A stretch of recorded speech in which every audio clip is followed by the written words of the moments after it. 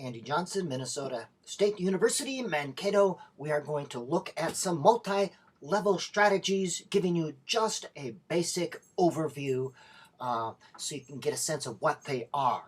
First of all, tiered assignments is a simple way of making the curriculum different. We call that differentiation.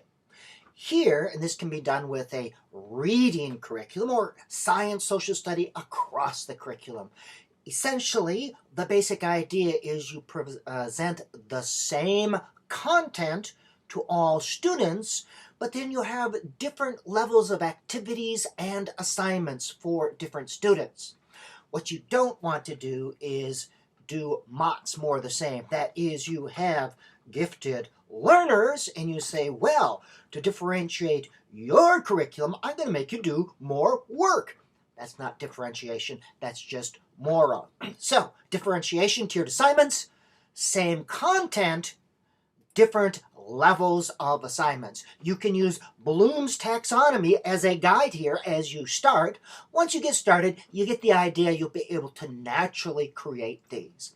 I tell teachers, start with baby steps. You don't have to use tiered assignments with every activity all day. Pick one class maybe once a day to try it and gradually build up your repertoire of tiered activities and assignments.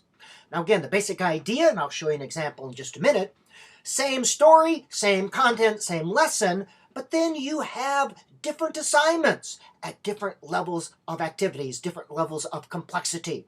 Now, for these activities or assignments, sometimes I give students a choice. Here are 3 activities or 3 assignments. You choose the one that you want to do.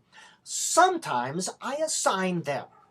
Just like in real life, we should have the choice sometimes if we want to go higher or lower. That's based on the idea, by the way, that highly gifted and creative students are going to naturally choose the activity that is more complex, that suits their level.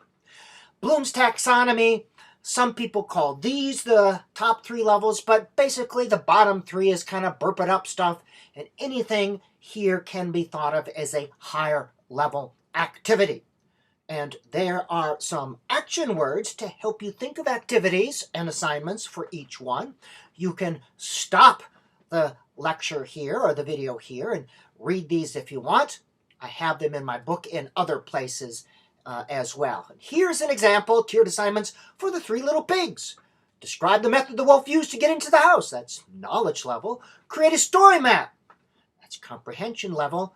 Create a 1-minute mind drama that shows how the wolf. All right, that's application.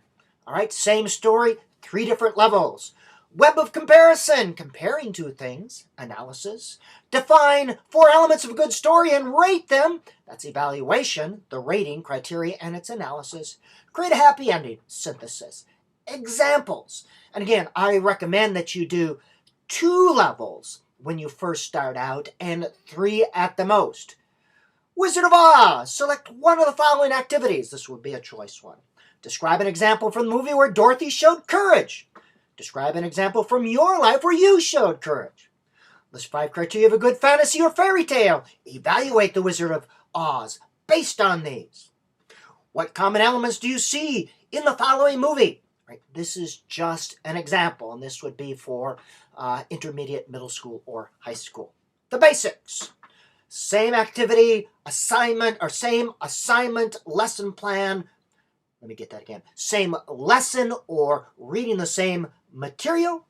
One less complex, one more complex, or open-ended activities at which all can succeed. That is the end of part 1. We'll be looking at some other parts, ways to differentiate a literacy curriculum in a minute.